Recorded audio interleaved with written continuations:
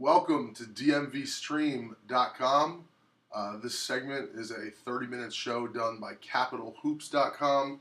I'm Marc Stern, president of Capital Hoops, and I will be with you every Monday night at 10:30 p.m., where we will go over the week in high school basketball.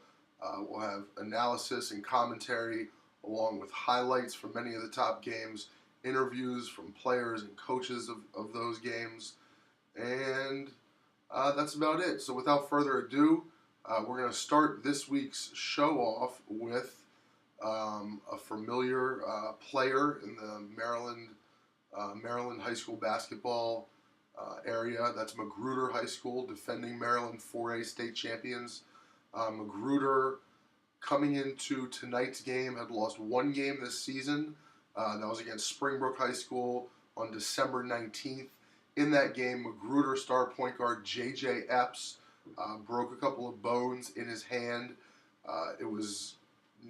Everyone wanted to know how long J.J. would be out.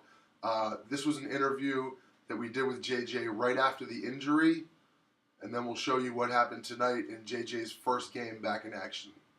Magruder senior point guard J.J. Epps. J.J., we see that you're in a sling, didn't play today. Tell everyone what happened. I hurt my hand in the Springbrook game. I broke my ring finger and my pinky finger, and I had surgery on Monday, so I'm out for 4 to 6 weeks. When exactly did it happen in the Springbrook game? Do you remember? I tried to split a trap, and I tripped over a kid's foot, and the ball went in front of me, and I tried to reach for it, and he stepped on my hand. The kid stepped on my hand.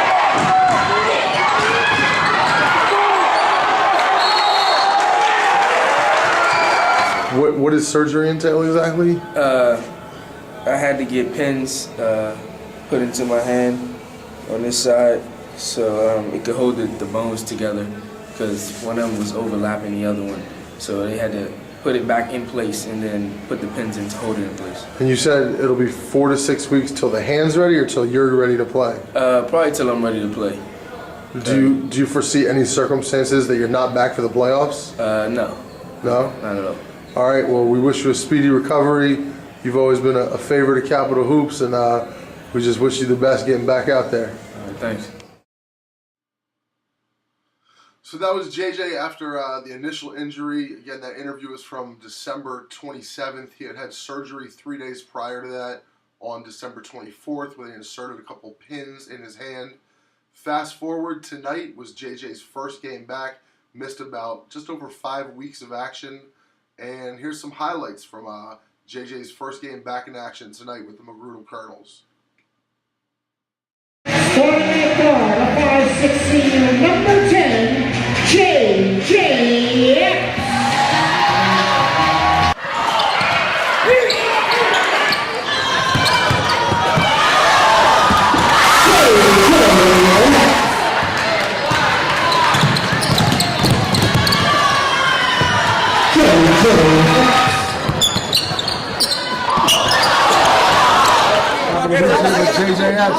JJ, you missed the last 5 weeks with a broken hand. It's your first game out there tonight. Tell us, what it feel like, where you think you were, off a little bit, and how you are. It felt pretty good. Just glad to get back on the floor. I love to play basketball. It was tough sitting out for that long. I didn't shoot too well tonight, but get back in the gym and get back to the floor of things. I'll be all right. How was your conditioning out there tonight? It was pretty good. I was a little tired at the end, got a little winded, but had to gut it out, finish the game. All right. You feel 100% healthy with the hand? Yeah. Yeah? 100%, yeah. All right. Thanks, JJ. Thanks. So that was JJ in his first game back tonight. In that game tonight, Magruder, they were playing Northwest High School. Northwest actually led Magruder by a point at halftime.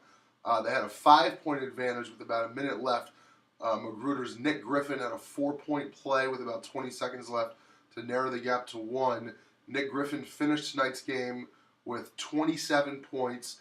He had 7 3-pointers, all of them coming before the 3-minute mark in the third quarter. So at that point in time, it looked like he was on pace to hit about 10, which is his career high, 10 3-pointers. He accomplished that in a game last year. But he finished the game with 27 points, an unbelievable performance. JJ finished the game with 6 points. and Magruder really they went to the well and tore them apart in the second half. They ended up winning by about 24, and it was good to see JJ back on the court. He's a very important cog in the Magruder wheel that is hoping to win back-to-back state championships. While we're talking about the 4A, there was a big rematch tonight in PG County basketball. That was between Eleanor, Roosevelt, and Duval. These two teams met on December 11th, 2012, and this is what happened the first two times that these two teams met this year.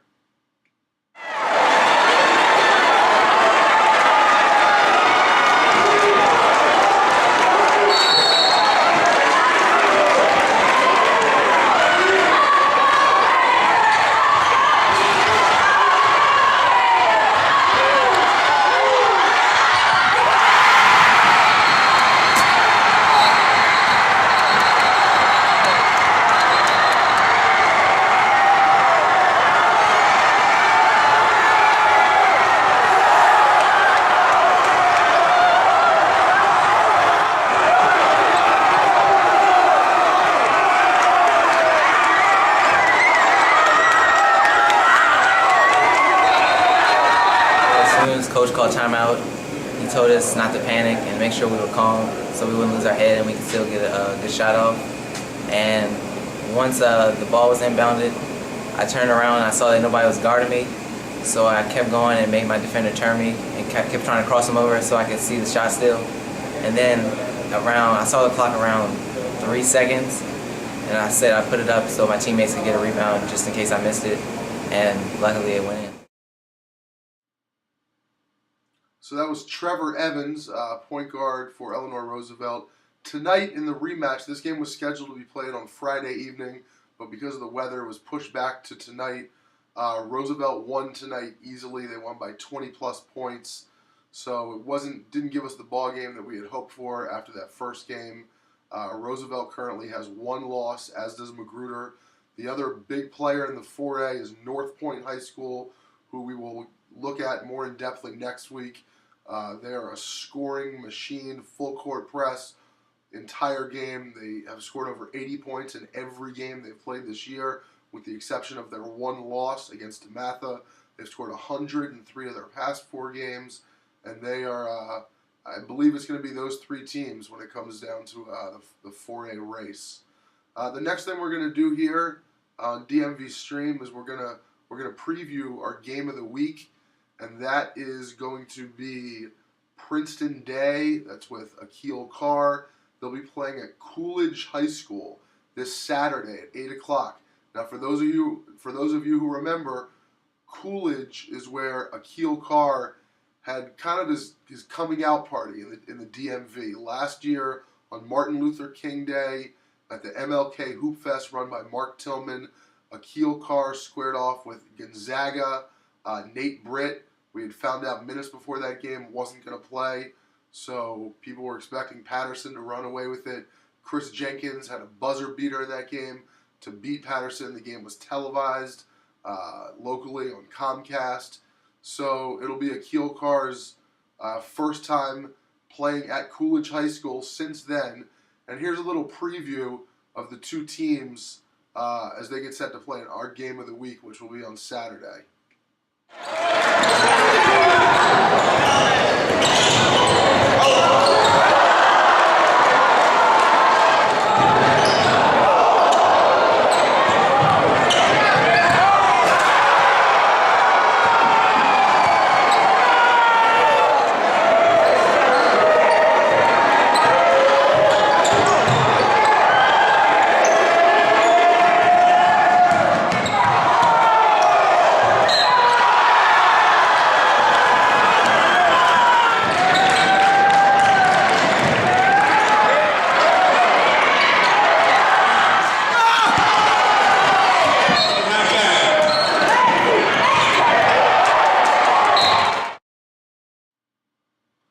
So those are some highlights from Coolidge High School and from Princeton Day Academy. Again, that'll be a great game this Saturday night.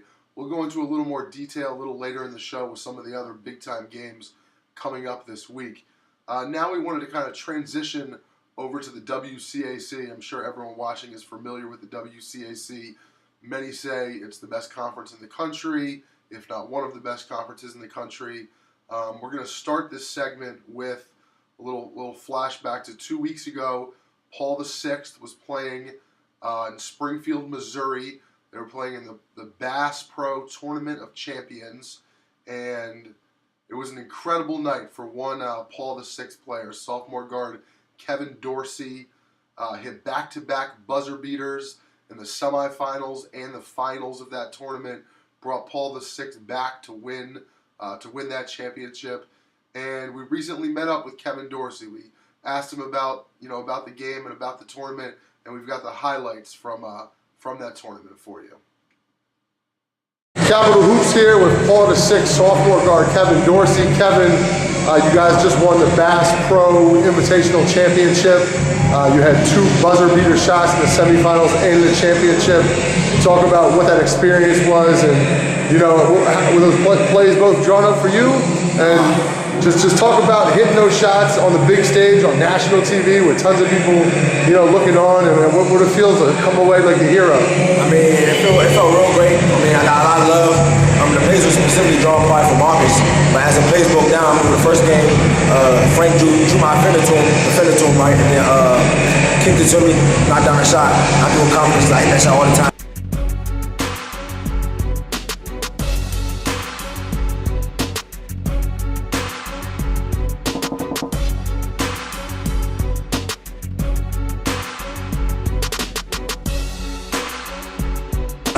So we fast forward to the second game, championship. You guys are down, 8 points with 3 or 4 minutes to come. You come all the way back. It's a tie game. You're holding for the last shot. Things kind of break down, and you just kind of go with it.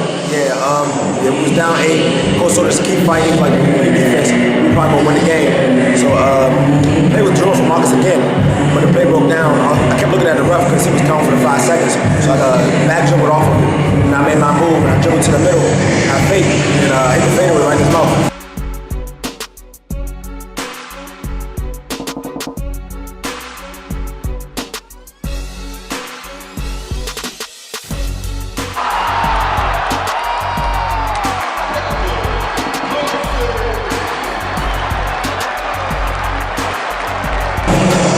Talk about what was it like to play a team like that without Q? I mean, they're the #1 team in the country. You guys don't have your anchor man down there. Just talk about what it was like to play against a team that good without your big man. Q, he's a big part of our team. He's a great defender. He's very vocal for our team. I mean, it was very hard without him because Mount Vernon, they have 2 bigs that are real good. One of West Virginia, Kentucky, I believe. Yeah. Came much motivation for us. A lot of motivation from the bench. So I did it for him. So fast forward now, you guys come back with the championship in your hands. You got a tough WCAC schedule. What do you think it's going to take to repeat as WCAC champions? It's going to take a lot, but I believe that the team has grown up a lot since the beginning of the season. Coaches keep telling us, people say that we're too young to win. Coach Roy tells us all the time that there's no reason for us not to be good now. So I feel like a lot of talent, we can do it right now. Speaking of your youth, you got 3 sophomores to start. You got a freshman playing solid minutes off the bench. Q is a junior. So talk about, what you think this team could possibly do, maybe in a year from now. Next year, man, we're going to be great. We're going to be real good. Like, we're going to have a lot of experience. Everybody's going to be more experienced. Everybody's going to be a lot better. We'll keep working on our game over the summer. Maybe like we can do it again. All right. Well, thank you. We appreciate the interview. A hell of a job out there. You did the DMV proud. Thank you. I appreciate it. All right. So that was, again, sophomore point guard Kevin Dorsey for Paul VI. Incredibly quick, smart player. Was in their system last year when they won the WCAC championship. Now we're gonna keep going in the WCAC. We're gonna take a look at some highlights of some other players, some other teams in the WCAC. Most people think it's a 4-team race with Paul VI, O'Connell, Gonzaga, and DeMatha. But as you'll see in these highlights, you can't count McNamara out. St. John's has a very good team. Top to bottom, it's a very good conference. Before we get more in the WCAC, I wanted to just let all the Capital Hoops and DMV Stream followers know we sell DVDs of all the games that we go out and we shoot DVDs are only $15 a piece. If you go to our website, capitalhoops.com, you'll see highlights from every game that we go out to film. We got DVD here from Edmondson and Dunbar, Magruder, Thomas Stone, Springbrook, Magruder. This is Paul VI and Oak Hill's double overtime game earlier this year. Princeton Day versus Huntington Prep, #1 team, #1 player in the country. So if there's ever a game you want to watch on DVD, you hear about the game, you see highlights of the game, and you want to watch the game, they're very, very, very cheap, $15 a piece, and you can order those. Just go to capitalhoops.com. Now to continue with the WCAC, Gonzaga is a team that is having an incredible run this year. As everyone knows, Nate Britt, star point guard, transferred to Oak Hill Academy before the season. In steps, sophomore Bryant Crawford. Crawford was on the Gonzaga team last year, but had a broken leg, wasn't able to suit up at all last year, missed the entire season, and boy has he been an electric spark plug for Gonzaga. We're going to take a look at some highlights from Gonzaga. First will be Kris Jenkins, who definitely in the front runner for All-Met Player of the Year right now. Then we'll take a look at Crawford, who's, like I said, just incredible vision, incredible athlete, only a sophomore, has over 20 top D1 offers right now. And then we'll get to take a look at Charles Glover, been in that program for a while, having a very good season scoring the basketball. A little undersized at the next level. He's about a 5'11", two-guard, combo guard, but he's having an incredible season for Gonzaga. So let's take a look at some of those guys.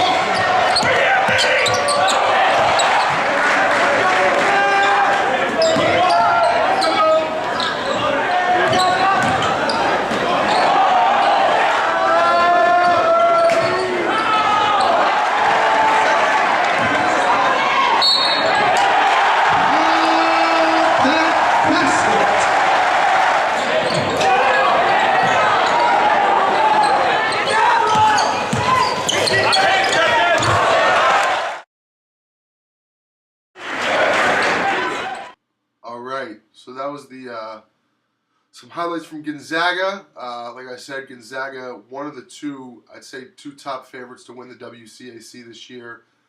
Next, we're going to look at DeMatha. DeMatha having a down year. They're one game over 500 right now. Everyone knows about their big center, Beejay, Anya, headed to North Carolina State next year. Beejay's 4th year wearing a DeMatha uniform.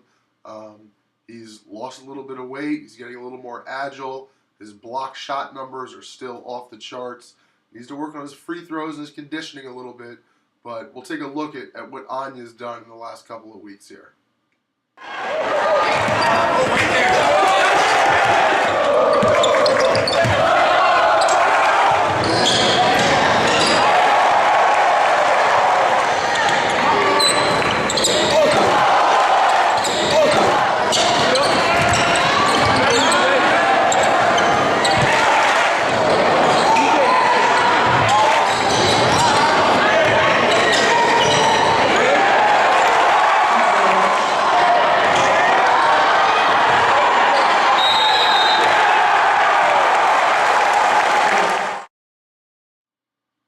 So that's DeMatha center Beejay Anya. Next, we're going to look at who many people think is the favorite, along with Gonzaga, to win the WCAC. They haven't been the cream of the crop the last couple of years in the WCAC. That is O'Connell, led by Maryland commit Romelo Trimble, committed to Maryland about 3 weeks to a month ago.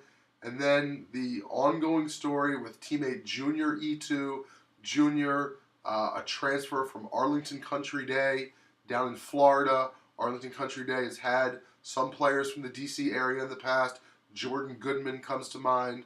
Etou transferred after playing for D.C. Assault for the last few years, transferred up here this year. There's been tons of reports over the last week that Etou is 20 years old. O'Connell has rebutted those statements, saying they have documentation claiming he's 18 years old. There's been box scores put out there that show Junior Etou and Serge Ibaka, who's now in his, I believe, 4th year for the Oklahoma City Thunder, in the same box scores for FIBA International Basketball. So no one really knows who to believe here. I'm going to believe O'Connell until something else is done. But Etou, regardless as to that, Etou is having a serious impact on O'Connell, and the down low presence he provides, plus the backcourt presence from Melo Trimble, is really putting O'Connell in the driver's seat. O'Connell and Gonzaga are both undefeated in league play. They're set to play each other soon. Let's take a look at some highlights from Melo Trimble and then from Junior Etou of O'Connell. Number 10, Melo Trimble.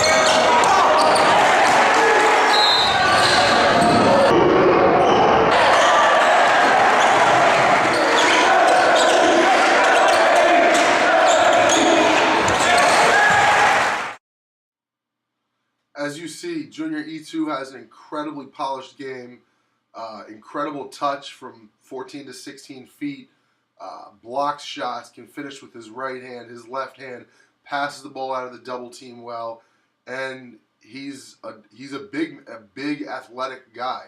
And at this level, good ones are hard to come by. So he is not signed to go to a college yet, although he has a ton of offers out there. It'll be real interesting to see how this story develops as the season progresses, to see if Etou remains eligible to play for O'Connell. If he's there, they've got as good a chance as any to win the WCAC, but I think them and Gonzaga and possibly Paul VI, it should be a great WCAC tournament in about a month or so. Next, we are going to go to McNamara, DeMatha, where last week, 2 weeks ago, DeMatha was leading over McNamara for the entire game. This game was at Showplace Arena in Upper Marlboro, and McNamara's Stefan Jiggets hit an incredible shot to sink DeMatha. We'll take a look at that now.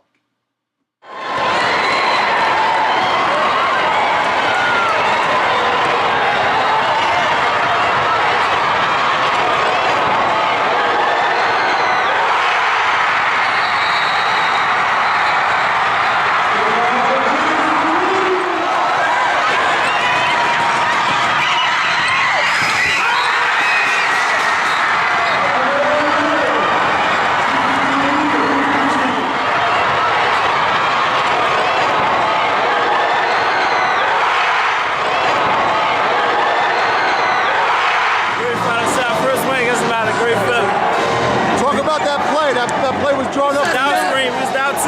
Now I was going for the win. Talk about how exciting it is to win in front of your crowd here. Everybody excited. I look over here and see everybody excited.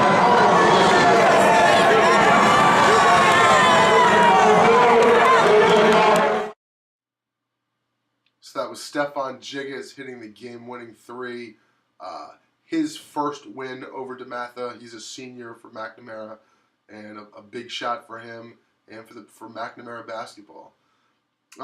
This portion of the segment, we are going to discuss some of the big games this week in the DMV. I highlighted earlier already at the top of the show, Princeton Day will be playing in D.C. against Coolidge. That'll be on Friday, but I've got some other big games to go over here. Tomorrow night, Paul VI is at Gonzaga. This will be a rematch. Earlier in the year, it was actually Paul VI's first game of the season. Gonzaga won at Paul VI, 86-79. And the note on that game is that Kris Jenkins did not play in that game. He was suspended after a bit of an altercation in his first game of the season at Georgetown Prep. So Kris Jenkins was not allowed to play, and Gonzaga still beat Paul VI. Now the game tomorrow is at Gonzaga. It's at 7:30 p.m. One storyline that we're following now, Quadri Smith, big man for Paul VI, has missed their last few games. He hurt his shoulder in that tournament in Springfield, Missouri. Hasn't played since. X-rays were negative. We haven't heard the MRI results yet, but he did suffer an injury to the shoulder, and he's a big part of what Paul VI does. So, the sooner he gets back, the better, in terms of Paul VI trying to win another WCAC championship. On Wednesday night, Princeton Day is at it again. Big game, Princeton Day against National Christian. This will be the third time that these two teams have met already. On November 30th, National Christian won by 17. On January 3rd, Princeton Day won by 9. So this will be the third game between these two teams. The game is at National Christian, 7 p.m. A lot of big-time future D1 players in this game. I'm counting 8 on my hand right now that are almost shoo-ins to play D1. Should be a great game. Thursday night is a light night around here. Not too many headliners. Friday, there's a pair of tremendous games. Friday, February 1st, rematch, Sidwell and Murray. That game is at 5:45 p.m. on January 8th. Murray defeated Sidwell 59-55, but in that game, Josh Hart fouled out. Only played 3 minutes in the second half. Fouled out. It was a very odd disqualification. One individual referee called Hart for all 5 of his personal fouls. Evan Singletary over there at Sidwell was very unhappy, to say the least, after the game. So Sidwell will have their opportunity to meet Murray again. Murray 17-2, 6-0, undefeated in the MAC. Sidwell's 15-3, but all 3 of their losses come in league play. So that'll be a good one. And then right after that game at 7:30, the 2 best schools in Northern Virginia. No questions asked. 2 best schools. O'Connell at Paul VI. That game's at 7:30, and that's a huge rivalry game. 2 WCAC teams, both in Northern Virginia. That should be a phenomenal game. Then we fast forward. Saturday is our game of the week. Capital Hoops will be there. Princeton Day at Coolidge. Princeton Day, Aquille Carr, Brandon Betters, Anton Waters, Emmanual Mungo, Gerard Martin. They've got a bunch of very, very solid players. Coolidge is led by senior David Kadiri. Kory Cooley is a junior there for Coolidge. Cooley's older brother, Austin Cooley, was an All-Met for Bethesda Chevy Chase High School. Went to play at Niagara for a couple of years. So this is his little brother who's stepping into the spotlight at Coolidge. And Shaquille James. Those round out the Coolidge stars. And if the week can't end on a better note, on Super Bowl Sunday, Gonzaga DeMatha Part 2. This game will be at DeMatha. The game is at 2:30 p.m. Should be over by, 4:30 latest, barring a couple overtimes. Gives you plenty of time to get home, get ready for the Super Bowl. So what a way to kick off Super Bowl weekend. DeMatha Gonzaga 2. And the way the WCAC is this year, there may not be a round 3 with so many other heavy hitters in the WCAC. So that's it for Capital Hoops on DMV Stream. We'll be with you every Monday night at this time, 10:30. I'm Marc Stern. I'll be your host of the show. If you have any questions, you can tweet us. Any highlights that you have that you may want to see on the show, feel free to get in touch with me. I'll put your highlights up on the show. Any questions you have at all, feel free to get to me. My Twitter is @CapitalHoops. My website, capitalhoops.com. That's CAPITOL.com. And until next week, this is Marc Stern. Thanks for being with us.